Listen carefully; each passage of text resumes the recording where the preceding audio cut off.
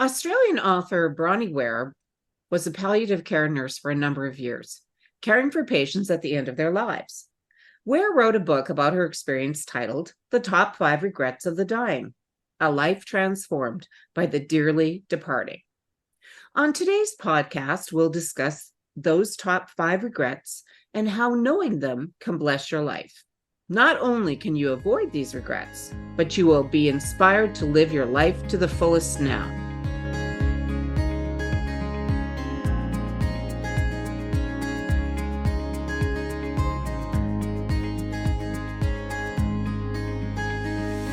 Welcome to the Jesus People Sisterhood podcast, a place where Christian single women aged 50 plus connect.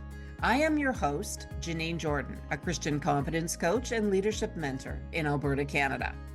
And I'm your co-host, Ellie McCormick, a Christian longevity coach and mentor in the USA. Being single women over 50, we know what it's like to feel overlooked, to have unrealized dreams, to experience the challenges of singlehood, and to be concerned about what our future will look like. We couldn't find anything online for single Christian women over 50, so we created Jesus People Sisterhood just for you, a place where sisters encourage and empower one another through the last third of life, because you are a treasure trove of wisdom and of exceedingly great value. This is an authentic community, a supportive family, with other women on the same journey where Jesus is the center of it all. Here you will find real talk, real community, and real sisters. Join us as we discuss building relationships, whole health, and growing spiritually. We'll review helpful books and articles, chat with guest speakers, share success stories, and have some laughs along the way. So grab your favorite beverage and we'll get started.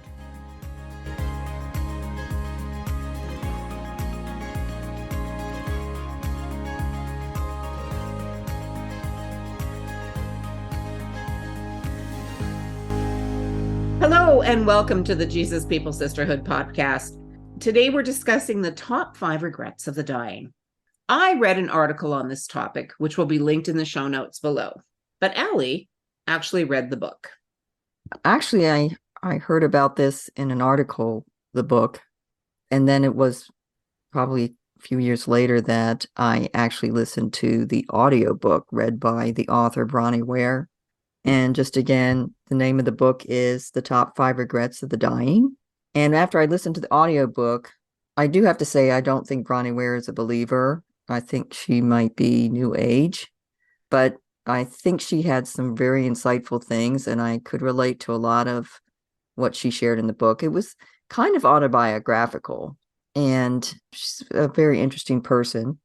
But when I listened to the audiobook and even heard about that, this Australian nurse had sat for a number of years with patients that were dying and cared for them. Mostly what she did wasn't so much nursing, because I don't think she was even a trained nurse. She cared for them. She was just doing home care, really. And she just was friends with them. And she would just listen to them and care for them and kind of be involved in their life, hear about their life and with their family, because usually these people were being cared for in their homes. And one of the things she did say, which is not part of this episode title, but that for a few people, she did go work in a nursing home. She said she hated it. She does not recommend it. I just saw maybe it was Dan Buettner, we mentioned, had come out and said this, and there's lots of studies, this is where he got it, is that if you go to a nursing home, you're probably going to die a lot sooner than if you were just cared for at home. So anyway, just to throw that out there, all of you try not to go to a nursing home. The book and the idea of us knowing the top 5 regrets of the dying, I think is really important for our people group, obviously, because we're Christian women and later in life, we are getting closer and closer to the time we're going to go home and be with the Lord. And we need to examine our life. In Scripture, it tells us to examine ourselves, to be good stewards of the life God gave us. I think there's just a tendency to kind of just go on living life, whether it's survival mode or just on autopilot. Hopefully, what we share today will be kind of a wake-up call for all of us to examine our lives.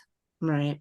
We'll be reading the explanation of the top 5 regrets from an article by Susie Steiner, published by The Guardian in February of 2012. And here are the top 5 regrets of the dying, as witnessed by Bronnie Ware. The first one is, I wish I had the courage to live a life true to myself, not the life others expected of me. This was the most common regret of all. When people realize that their life is almost over and look back clearly on it, it's easy to see how many dreams have gone unfulfilled. Most people had not honored even a half of their dreams and had to die knowing that it was due to choices that they'd made or not made. Health brings a freedom very few realize until they no longer have it, the author comments. Yeah. Interesting. Yeah. I think this, is probably the number one regret that I could relate to, or I think people would relate to, is coming to the end of your life, thinking about how you spent it because you only had one life. Yeah. I related to just hearing it of the dream you have for your life. I think a lot of people have this big vision for their life, but they were just too scared to pursue it. They just always took the easy way, or if not the easy way, the safe way. Mm-hmm. Because a lot of times big dreams involve a lot of risk. Mm-hmm. When you know that you're going to be dying anyway, you're wondering, why didn't I take that risk? Because I only had one life. Mm-hmm. The other thing that I think of is, for many years, I just had probably this is demonic influence. I would say, I wish I were dead. I would have terrible things going on in my life. Mm-hmm. And especially in my former marriage, I was just terrible demonic oppression. And I would say that I just speak against that now. I shall not die. I will live and declare the works of the Lord. But as soon as I separated from my former spouse and that oppression was gone, I started to realize how much I cursed myself and that I needed to speak life. And I stopped saying that, started saying, whenever it came to my mind, I would speak life to myself, because life and death are in the power of the tongue. Right. But it was a habit. So, I would still sometimes, if things were going bad and I had a lot of pressure or whatever was going on, that thought would come back to my mind.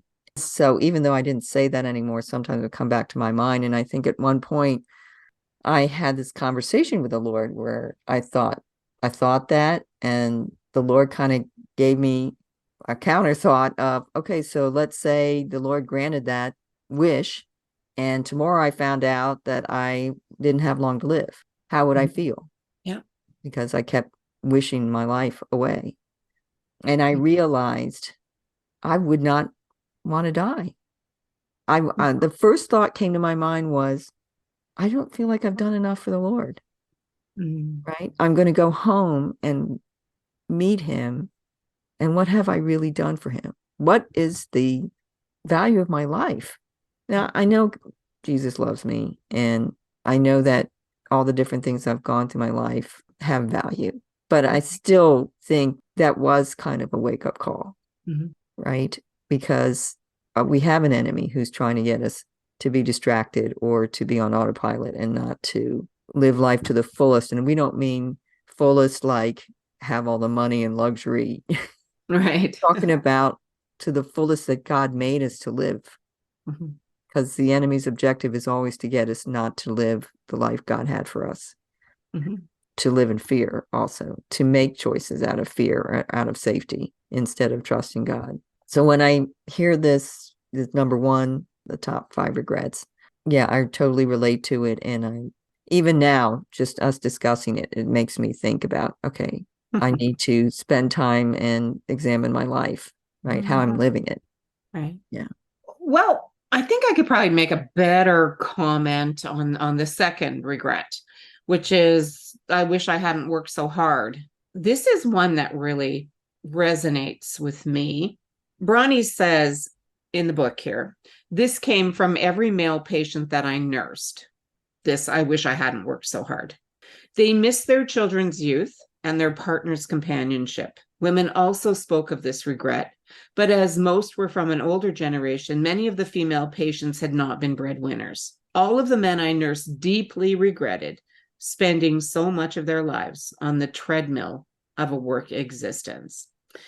You know, being a good worker, having a good work ethic, being perpetually busy, especially in the pursuit of the job or doing things for work, was something that was quite valued by the people that I cared about when I was growing up. And I think that had a large impact on my life. I think a good work ethic is very important, but I think we can stretch that to it consuming everything that we are. And we will definitely have regrets that we didn't spend our time in different pursuits, better pursuits than that. A story comes to mind from my own personal experience that my dad was always a very hard worker, and my mom worked very hard at home.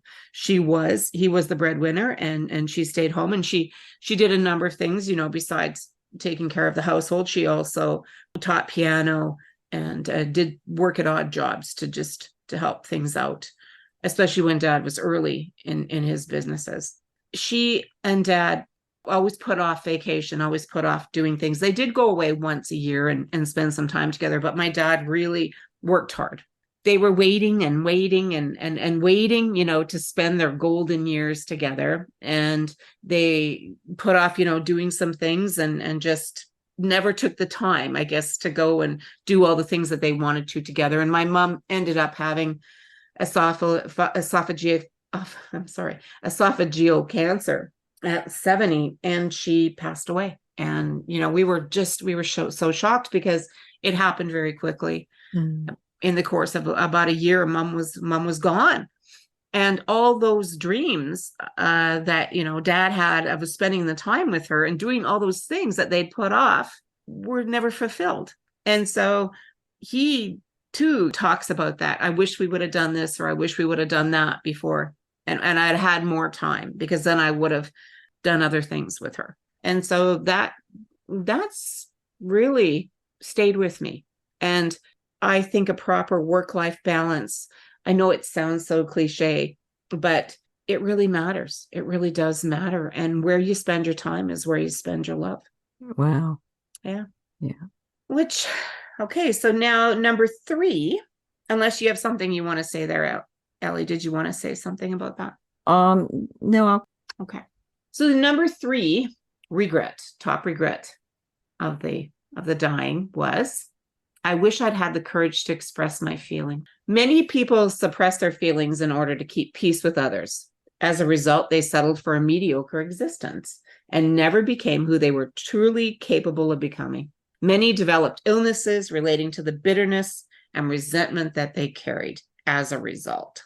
I think that's really true, especially of women, that we tend to be people pleasers. Also Christians, right? Because we think we need to sacrifice, let other people trample us because that's Jesus's way, which it really isn't. But a lot of the teaching, whether it's something that we inferred or was actually taught, is that we somehow are less than, we want to please people, and we don't share how we really feel.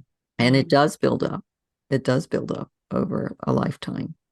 Doesn't even have to be a lifetime. It just builds up over time, that you become bitter and resentful, which is why we should always be speaking the truth in love. Yeah, not to let those things fester deep down inside of us without... Right. Not living an honest life. Right. Not being honest with people and how we feel or what we think. Right. And sometimes maybe not being brave in sharing how we feel. I think the way that in this article it's described is kind of like a negative thing. Like, you didn't share how you felt about somebody because they mistreated you. I mean, that's what makes it sound, because it's saying bitterness and resentment. But I think it's also sharing love, sharing things that how much somebody meant to us, right? I'm getting choked up now. We don't, right? Days go by and you don't tell somebody that you love them. And I'm sure that's a regret for a lot of people. especially when you're not the one dying, right? When you lose somebody and you never told them. I think we talked about before this episode, Janine and I were talking about parents being afraid to express their feelings to their adult children. And it could be things like telling them you're proud of them or how much you love them, things like that. But I think also on the negative side is sometimes our children don't treat us very nicely. Right. And we just want to have a relationship with them. So we take it. That's probably not the route to go, because it's always better to speak the truth in love. Right. It's telling somebody you love them, but they're hurting you. Right. It's telling someone you love them, but you can't allow yourself to be spoken to that way, or whatever it is, or you need for them to do such and such, right? To make you feel better. And it's, of course, they may not talk to you or whatever, do what you want, but at least you said it. Exactly. Yeah, absolutely. We need to be able to express ourselves and say what really is on our heart. Absolutely. I think the bottom line is to be authentic in all your relationships. Yeah. And where you aren't, whether it's expressing love and admiration or whatever, or saying where you're hurt, either way, it'll be a regret if you don't. You're not living an authentic life. Right? Again, that's not what Jesus calls us to. So moving on to regret number 4. I wish I had stayed in touch with my friends. Often they would not truly realize the full benefits of old friends until their dying weeks, and it was not always possible to track them down. Many had become so caught up in their own lives that they had let golden friendships slip by over the years.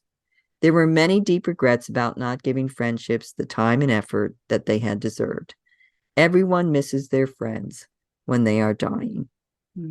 Well, obviously, we can encourage you to go back to episode number 2, which was on friendship. Clearly, her statement, everyone misses their friends when they're dying. We need to have that community, and we need to be keeping up with our current friends, our old friends, and making new friends. And it needs to be continuous, and it needs to be one of the most important things in our lives. Again, because people are what matter most. Right. In this life. They're what matter to Jesus. That's what should matter up to us, and not things. Also, we haven't gotten to regret number 5, but you can probably guess none of the regrets are about things. I wish I had more things. I wish I'd had a luxury-filled life. I wish I had been more successful at my job. Not one of the regrets was that. Even with men we saw, I wish I hadn't worked so hard. These were men who were successful, a lot of them. And it didn't, where obviously success mattered to them. Nobody wished that. That wasn't anywhere on the top 5 list. None of it is about things or worldly success. Not one of the regrets. Yeah. Right. A great of them, like as a relationships that are just maintaining those relationships that are, and the authenticity of yourself and those relationships. Very interesting. Right. I think you have to keep growing that friendship muscle, or using that friendship muscle. We maybe some of us tend, as we get a little bit older, to just rely on old friends and not step out and make new friends, and maybe not try as hard as we used to make that a part of our goals, to maintain those friendships. Yeah. I think sometimes people think they don't need them. Yeah. Right. And who else but a friend is gonna, a true friend is gonna tell you things, right? Not those other things that you've, where you're sitting in your little happy space or in your content, so to speak, space, where you're not being encouraged or growing or, moving forward.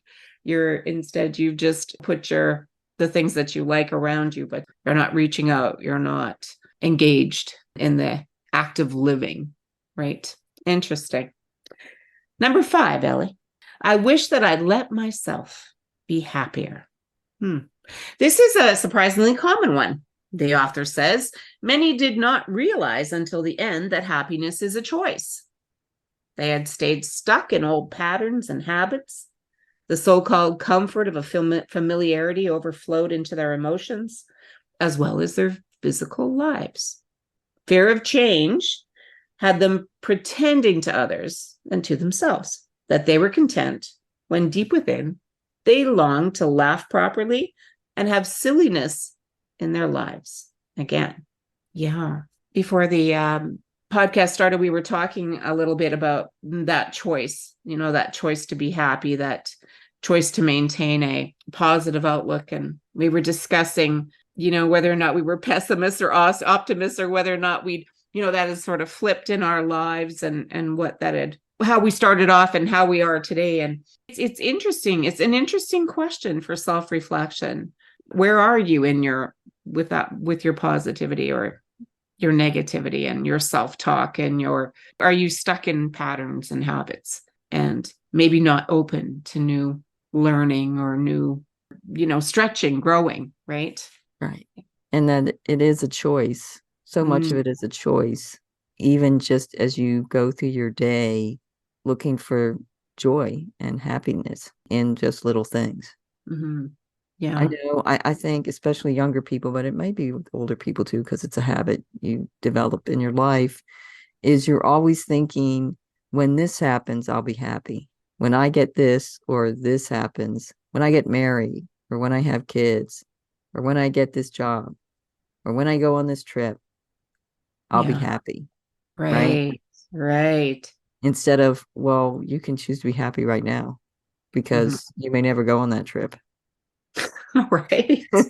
Yeah. It's like you can't be always waiting for something to happen to make you happy.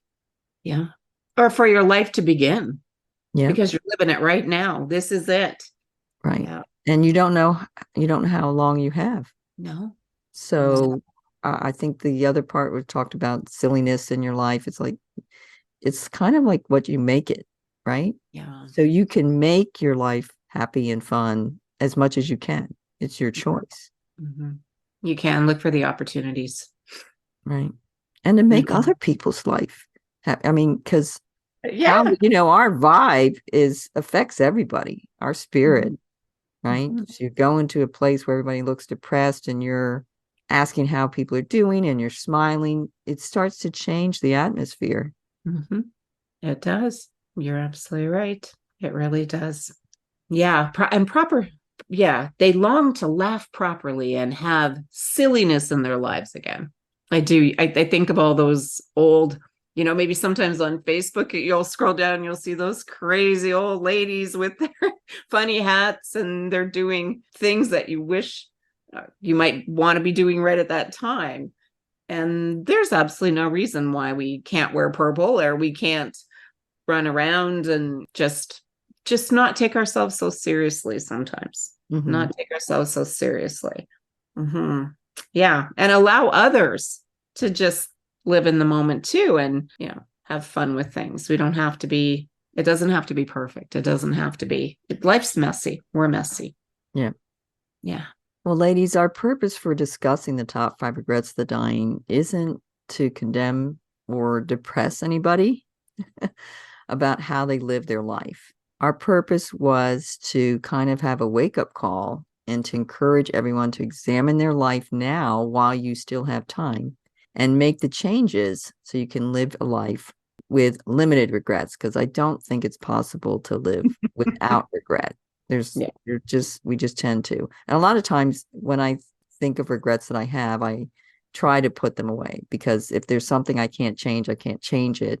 Some things that we regret, maybe we didn't have any power over that, is to realize that when we get to see Jesus, it may have been something he planned for us, and that looks bad to us right now, but it's going to be something that made us more beautiful, because we can't see the whole picture. Only God does. So I don't want to focus on past regrets, and I don't want you ladies to focus on past regrets. It's more to look at your life right now, because we have an enemy who wants us to be distracted, wants us to be complacent, wants us to just go and live on autopilot and not be doing the things that God created us for. Uniquely, every one of us, special callings, special giftings, dreams, likes, talents. He created each one of us uniquely. We have an enemy who's trying to keep us from fulfilling what God purposed for us, his plan for us. And it's not over again. We're not dead yet. And so whatever God's calling on you, he still has something for you to do because you're here. So examine your life and go back and remember dreams that you had, the ideas that God gave you. Examine the things that you've liked doing. Look at the different areas of your life and know that not to be overwhelmed, but to know that God can change. Nothing's impossible with him. God can change your life and to be a good steward in it. You can ask the Lord, again, prayer's the first thing of talking to him, asking him to show you and asking him to empower you to live that full life. Jesus also tells us we're to number our days. I think it's actually in the Old Testament, but it's still Jesus because he's the word. And we're only given one life. So we want to be good stewards of that life. So let's examine it and ask the Lord to help us in the places that we see we need to be. We need to make changes so that we are really living a full life for him and not just living a comfortable autopilot life. You have anything you want to share, Janine? No, I think you pretty much sum that up. Okay. Well, ladies, we'd like you to join the Jesus People Sisterhood Community Facebook group. It's a private community Facebook group. And once you do that, we'd like you, especially about today's episode, if you'd share your regrets of the 5 we've mentioned today, if you could share the ones that resonated with you, along with any ideas you have for avoiding the top 5 regrets of the dying. You can make it as personal as you want, or you can make it general. If you wanted to share maybe what you personally feel and what you think the Lord is leading you to do from today's podcast. And of course, we encourage you to start reaching out to other sisters and create your local group of Jesus People Sisters. Please let us know about your group, and we will start a directory of Jesus People Sisterhood groups. You can contact us at support@jesuspeoplesisterhood.com. And this is something a little bit off the beaten path here, but have you had an experience with a business?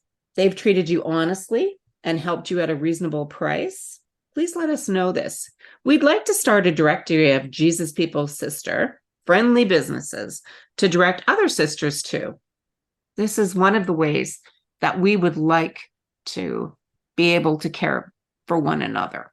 If you have any ideas or suggestions for other ways that we can do this, please, again, share with us on our Jesus People Facebook private page. Also, we have a Facebook page that's just for Jesus People Sisterhood that's not private. And if you have, you can share on that one or on the private community group ideas for future episodes. We'd love to hear from you. That's all we have for you today. Be blessed by him who is able to protect you from stumbling and to make you stand in the presence of his glory, blameless and with great joy. See you next week.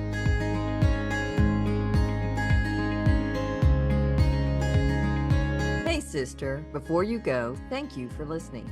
If you found value in today's podcast, the best way to say thank you is by leaving a 5-star written review at Apple Podcasts. That raises us in the rankings and helps other sisters find us too. And please tell a friend or post it on your social media. If you're a single Christian woman over 50, this podcast was created specifically for you. The Jesus People Sisterhood is your community to find support and friendship with other sisters who can understand. Be sure to follow us on your podcast app and join our free private Facebook group at Jesus People Sisterhood Community. Jesus People Sisterhood has also started a private Facebook group for housing and co-living opportunities. You can check that out at Jesus People Sisterhood Senior Housing. You can also find us on Facebook at Jesus People Sisterhood and individually for Janine at riseupcoachingandconsulting.com and for Ellie at samaramountain.com. And ladies, this is the necessary disclaimer. Our podcast content is for informational purposes and does not constitute professional advice from mental health, medical, legal, financial, or other areas.